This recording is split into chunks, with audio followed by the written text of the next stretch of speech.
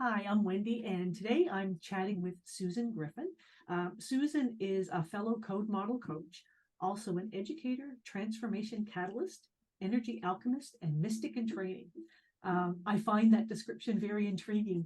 Susan, would you like to embellish that at all? Thank you, Wendy. Thank you for inviting me. Um, yeah, the mystic in training is for me. I've always had a fascination with all things mystical, and throughout the course of my journey through the WEL-Systems programs and becoming a code model coach and all of that.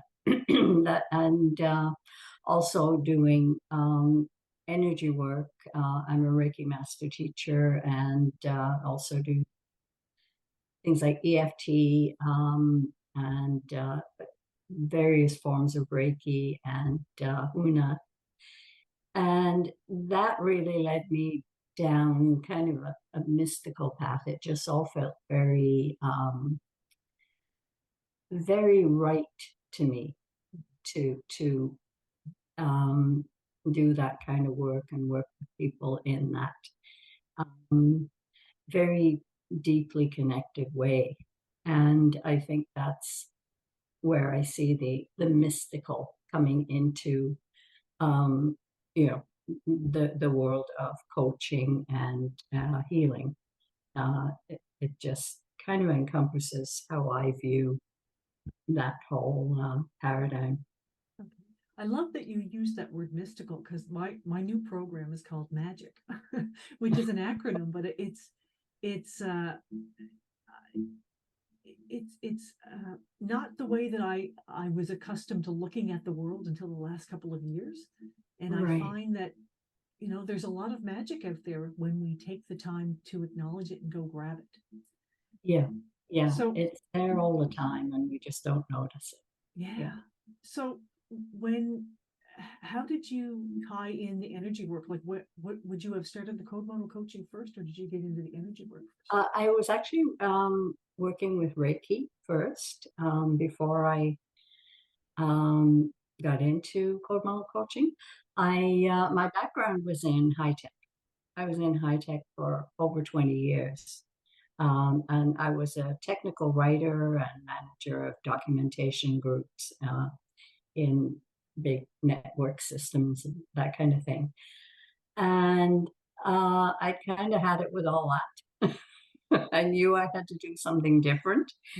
Mhm. I didn't know what it was going to be. Um, but I was looking at training, and I was actually doing a train the trainer program for technical training and training other technical writers. And um, I had already gotten into Reiki, which didn't seem related at all at the time, um, but it did influence my choices after that. And I got into WEL-Systems through the path of NLP. So that with the whole training that I was taking, uh, NLP came up in a lot of conversations, and I thought, well, I should look at that. And I did. I did a lot of investigating. Looked at, okay, well, where's the best place to learn all this? And um, I found at the time, the company was not called WEL-Systems. Louise was working with her partner at the time, and the company was specifically focused on NLP training. So I went into the first practitioner program, and Louise was already at that time building the WEL-Systems paradigm, the body of knowledge, and a lot of it was there. So it was kind of, it came into the NLP training, kind of just, just slipped in sideways. There's something else here that I And before the end of that training, I realized, this is what I came for.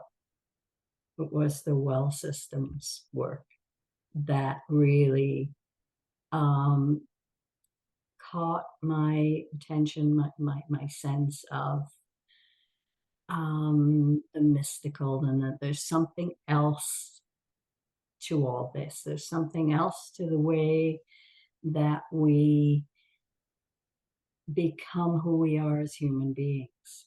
And NLP is a wonderful tool, and it helps us to understand how we function as human beings, but much more in the intellectual. And WEL-Systems for me brought it right back into that spiritual and mystical sense of who am I in this world and why am I here? And that's what led me down that path, and that's over 20 years ago now. And I kind of lived my life in that WEL-Systems paradigm pretty much since then. I fall off the wagon now and then. Always come back. And That's awesome. It's funny because I'm relatively new to WEL-Systems. It was about 6 years ago, almost right. exactly, that I went to my first program in Nova Scotia, and it wasn't with Louise. I didn't meet Louise until later. It kind of blew up my life in the meantime, but it was enough to make me realize that I didn't have to live my life the way that I'd been living it. Yeah. Yeah. And I was so intrigued by the fact that we don't think about how we think and how we do things so habitually, and there's so many different ways to live our lives. And that's why I'm fascinated by this whole concept of green dot moments, when you realize that there's so much in life that we don't know, that we don't even know. So can you think of a time when you had one of those big aha moments, or maybe that one of the first big aha moments that you had? Oh, there's certainly been lots of them. I mean, I think the biggest aha moment, certainly not the first, but the biggest was the descent into bankruptcy, and realizing that I'm facing bankruptcy and there isn't any other way out of this. I have to bite the bullet and declare bankruptcy, or I'm not going to get out of this mess. And that moment of realizing that, you know, somehow, and with all the knowledge that I have from WEL-Systems and everything else that I've learned, um, that I still managed to create that in my life. And in recognizing that, um, I did, and my husband and I together created that in our lives, because it's a process. And realizing that this wasn't, that it was an opportunity, an invitation, and it was a step into a kind of freedom that I did not have or recognize before. And that was a huge moment. Like, the when you get beyond the shame and humiliation and the blame and everything else, that this was, and not just a turning point, but a complete clearing out of everything you've ever thought of as your life. Mhm. And it's the moment of realizing that it's not just a financial bankruptcy, it's it's realizing that you've lived a bankrupt life, at the, bought into all of the everything you were ever taught about how you should live, what you should do. You get married and you have kids and you buy a house and you do this and you live like these people, and if you have a spouse, or if you yourself have a executive position job, you have to live up to that lifestyle. And we were living up to a lifestyle that we fought to hang on to, and in the end realizing that when it all starts falling apart, it was like, well, did I really want to live like that anyway? It's incredible what we can convince ourselves is what we want.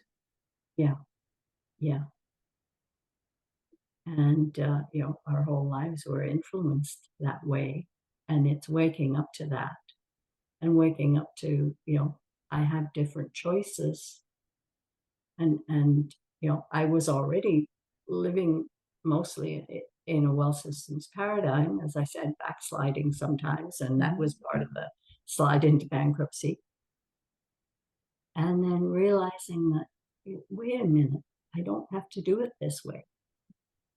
And that was a huge opportunity for us. It could have gone in many directions. It could have been the end of our relationship. It could have been, and it wasn't. And we navigated our way through it. And, I credit my resilience through all that to all of the knowledge that I gained through the WEL-Systems paradigm about how I live my life, and how I make choices, and how I choose to perceive what happens in my life. There's two words pop into my mind as you're speaking, Susan. The first is taking control, like of taking responsibility, and the other one is I keep hearing freedom, like freedom to live in a different way. Yeah, exactly. And there was a lot of that. First of all, you realize that you have to take control of this. You have to act, or people are going to come walking into your house and take everything away. Wow. And and there is then the recognition that there's a freedom in this, because now I get to make different choices, and there's other ways to live. You've used the word backsliding a couple of times. Is there something that you do on a daily basis to remind yourself that you have these choices, that you can live differently? I have I suppose I have some little rituals Okay. that, in the morning and the evening kind of thing, and some of the things that keep me aware and awake. I'm reminding myself that I am whole, I am unique, and I am essential to my world. That's something I got from Louise, and that's something that I tell myself first thing in the morning, waking up, and how will I choose to live my life today? And, kind of in the evening, that, okay, so what did I create for myself today? And was it what I wanted? That's awesome. And And those kinds of things. And I surround myself with, up on the wall here when I'm working in this room, I have all of the WEL-Systems models. So I'm always reminded of, okay, where is what is this going on inside me right now? I should pay attention and remember to breathe. yes.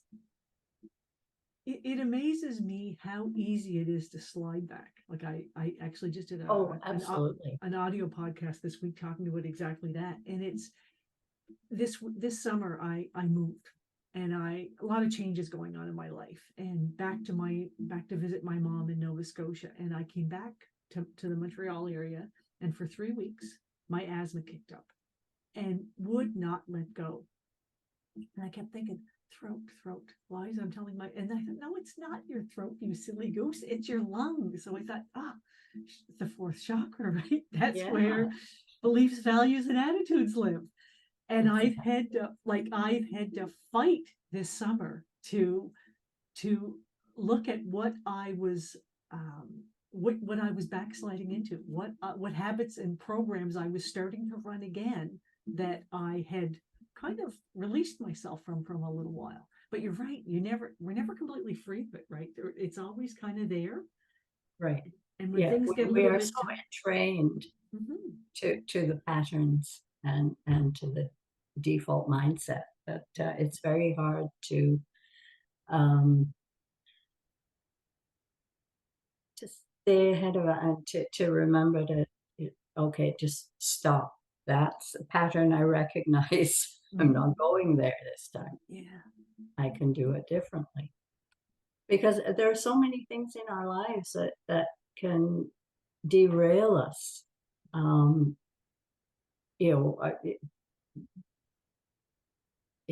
when I think I'm doing great, I got this, and this a number of years ago. I'm doing great. I've got this coaching business. Everything's going really well, and and something comes into your life, something changes, and everything goes sideways for a while.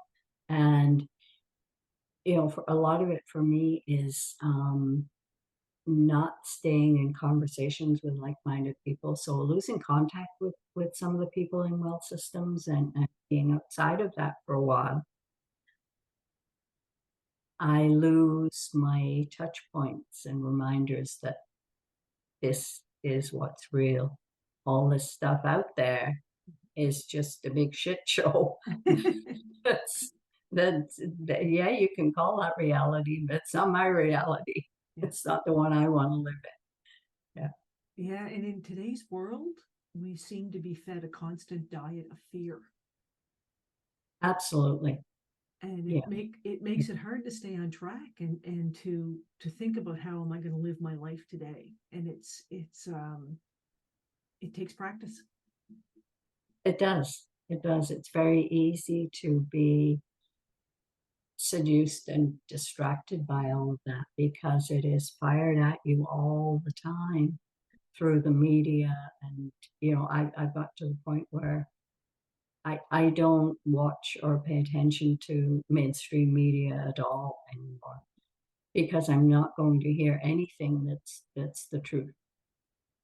And I work hard to get my information about what's going on in the world from alternate sources.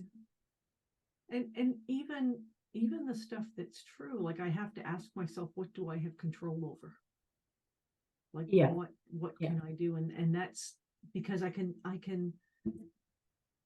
only act for myself. I mean, I can act for other people, obviously, but once I'm centered and once I'm grounded, then I can make better choices for me and the people around me. exactly. And that's so true of, we look at so much in the world outside and go, well, there's nothing I can do about that. The thing that I can do is make choices that are meaningful for me and that help me create a meaningful life within my family, my community, and because that's the only uh, circle that I have influence over. I love that word meaningful. Um, for years, I kind of went through life, checking items off a list and really proud of the fact that I could get like 20 things done today. Maybe I can do 25 tomorrow. And it seemed like Yeah, it almost becomes like a game. And then one day, well, I went through a burnout and then I came to WEL-Systems and then I did other things and I've had, like it's been an active 6 years. But at one point in time, you realize that the only thing that you can do is work on your own evolution. And like, because was it Louise calls us, we're like thought viruses, right? and yes, and yeah, we're contagious. Like, what are we spreading? What are we broadcasting? exactly. Yeah. And if,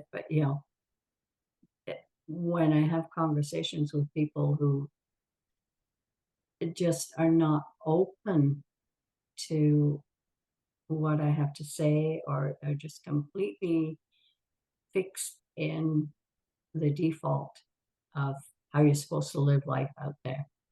Um, it's very frustrating because, I have that kind of that mission to help other women wake up to the true nature of being a human being and who they really are capable of becoming. Mhm.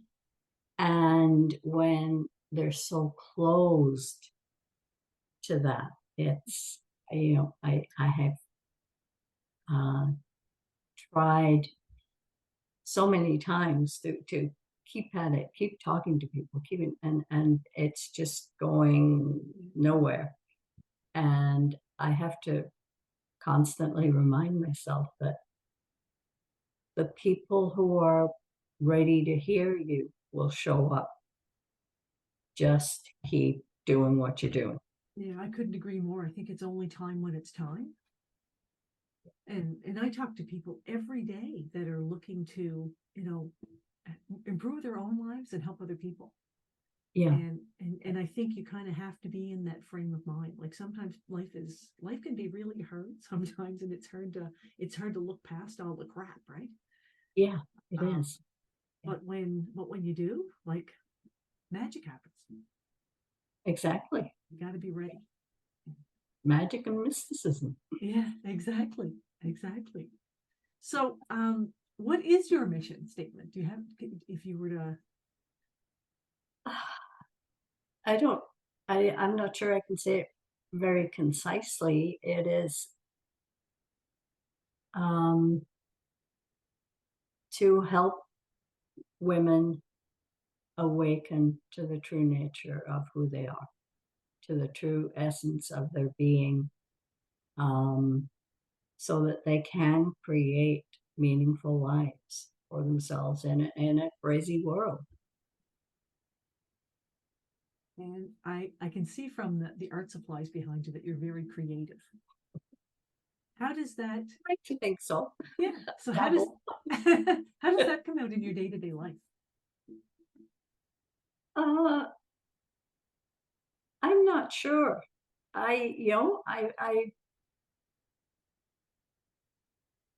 I don't think I've ever really thought about it in terms of how engaged that did it. I like to write. Okay. Um, I have a bunch of new blog posts coming out soon. I've been redoing my website and everything, so there's a lot of new stuff ready to emerge, and that's part of the creativity. And just I think it comes out just in the way that I engage with the people around me. My husband and son. I mean, they, they call me the witch. Just, have you got a call with the coven this week? um, and they're very supportive of what I do, and just the way that I engage with them.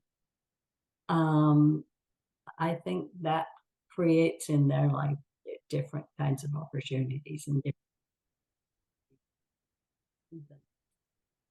that they wouldn't have done otherwise.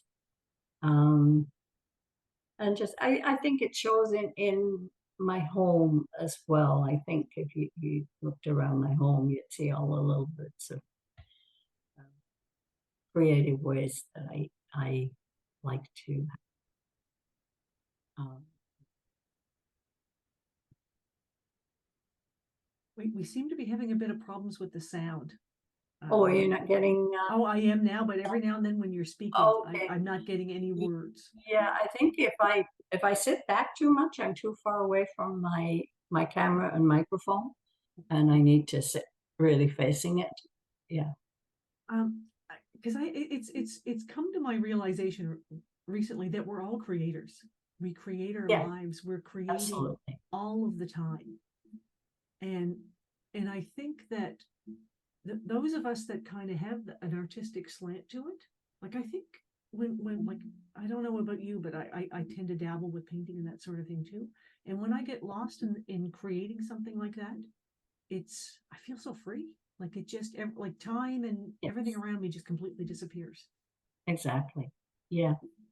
Yeah. And it's, we forget that we are creating in every moment Yeah. with our thoughts and words and how we engage with the world. We create the world that we live in. Yes. So what offerings are you bringing to people these days, Susan? I have, starting in September, the third Thursday of every month. I have trouble saying that. It always comes out third Thursday. But the third Thursday of every month, I will have a conversation for women. You know, it's a very general open conversation, open to women who have WEL-Systems experience and those who don't and are curious and want to know more. And it's, the topic is generally, how do we create a meaningful life in the world that we're living in right now? Oh, that's lovely. Um, so that's one thing. And then I have a couple of programs that are going to be kind of, the first one is decoding healing, which is going to be for people who are in the healing professions and people who are not and are just interested in conversation about that. What does it mean to heal? What are we really talking about when we talk about healing? And then how do we decouple that from all of the different modalities that people use, and there's, so a Reiki master, well, that's the way you do it. And if you're a EFT practitioner, that's the way you do it. If you're quantum touch, that's the way you do it. And none of those things are the thing. It's all about the engagement with the body and mind and spirit. And I'm really curious to have those conversations with other practitioners and with people who are, if they have you know physiological ailments or things that they struggle with in their life, that are people who are looking for healing, and what does it mean, how do I heal, and all of that. So that will be in probably 3 sessions, to kind of work through that whole conversation about what is healing, and how do we create it in our lives. Awesome. And then I have, and it's really not solidly mapped out yet, but I have an intention to create a program around the cultural crones, CDs, audios that Louise created. Um, being a crone myself, I'm interested in having that conversation with other women about you know engaging the world through the deep wisdom that we carry, Yes. um, and that we don't recognize. It's incredible to me how we look at ourselves versus how we really are. Yeah, And I think through WEL-Systems, I have a better appreciation for who I am and what I can do, but I still find myself um, devaluing it. And you're right, staying in the conversations really helps in such a big way, because we realize, okay, I'm not alone, which is yeah, that's huge. the number one thing. We're not alone. We don't have to do it alone. Yeah. Because that's how I lived most of my life, very independent. Yes. I have to be self-sufficient. I have to do this on my own. I know everything already. And then you realize, no, Yeah. I don't. And I realized, no, I didn't. Yeah, So and I've lived a lot of my life like that, very independent, and you know, oh, I can do this myself. I don't have to ask for help, and and I know that I know a lot, and I know that other people know things differently, and if I don't have the conversations with them that help me expand my perception, then I'm not growing. So always, even creating conversations that I offer for women, that's part of my own evolution. That's educating me as well as the people who I seek to educate. I love that you said other people know things differently because, you know, again, before it would have been better or worse, good or bad kind of thing. And it's not, it's just, it's, Yeah. it's when there's a synergy when we Yeah, talk and bring our points of view together.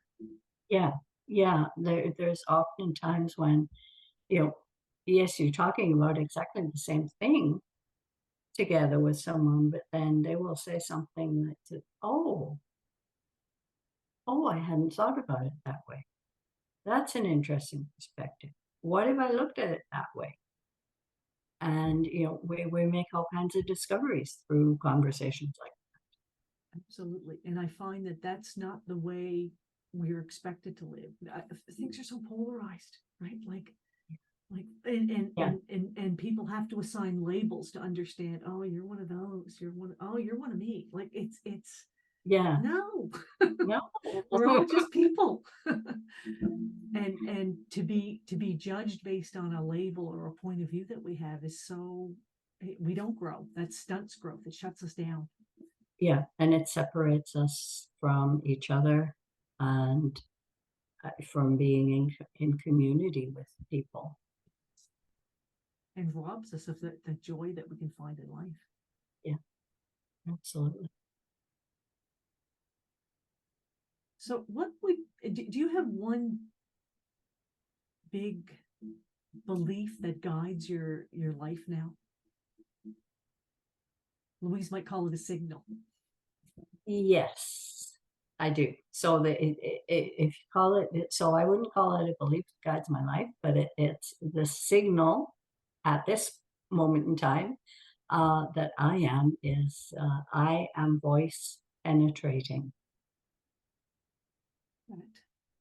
which, for me, that's about, and when that came to me, I resisted really, to actually say that I am voice penetrating. Because I'm you know, people have always called me a quiet, shy, um, harmless person. And for me to speak out uh, like that, as that I am, it was initially terrifying. Mhm. I can't say that that's who I am. And for my intention in the world and for that mission statement, I must speak and I must allow myself to be heard. And so that has become a real kind of a driving force and a guiding force to my work in the past year. I love that. Especially the fact that you've got the word voice in there, because one of the things that I find myself preoccupied lately is helping other people find their voice. I think that's one of those Yeah, things that gets shut down in us in our polarized world. Like, oh, I don't want to say something yeah, that might be controversial, like I'm going to piss somebody yeah, off. yeah. Like Oh, don't it's rock the boat. Don't say things yeah, like that. exactly. Yeah, And it's so important that we feel seen and heard, and we get a chance to spread what we have to offer. Exactly. Yeah. Why do you like that? And in terms of, do I have a belief that is the driving force in my life? It is having, and I guess that's another one of those green dot moments when I finally realized that I actually do believe that I am a God force. And, Louise, and that, it's, we are spiritual beings living a human existence in space and time. But we come from what I call the all, the source of everything. We are that spark of the divine in the material world. And if we never know that inside ourselves, we miss so much of what it is to live a human life as a spiritual being. So that has become, something that, again, I remind myself of every day, and in moments where I have to make difficult choices or things are not going well, and okay, I either am a God force or I am not. What am I in this moment? I am a God force. This is how I choose. And that's something I do remind myself of. And and we have to remind ourselves, right? Oh, yeah. Yeah. And, again, it's so easy to be pulled back into the default paradigm that, I mean, I was raised Catholic. So, that there is a God and it's a he, and you're not it. Yes. You'll Yes. never be it. Yeah. And, um, being able to move beyond all those influences from my early life made such a huge difference for me. I was raised Catholic as well. I do guilt really well. Oh, yeah. Oh, we do guilt so good. Wow, has been a lot of fun, Susan. I'm so glad that we had a chance to connect. Great. Is there any last words that you'd like to leave everyone with? And I'll put your contact information with the video when I put it up, probably in about a week or so, so that people can contact you and get into conversations with you. Breathe, follow the impulse, and allow yourself to know the truth of your own experience. That's awesome. That's my advice to the world. Thank you so much, Susan. I really appreciate it. Thank you, Wendy. That was great. Thank you.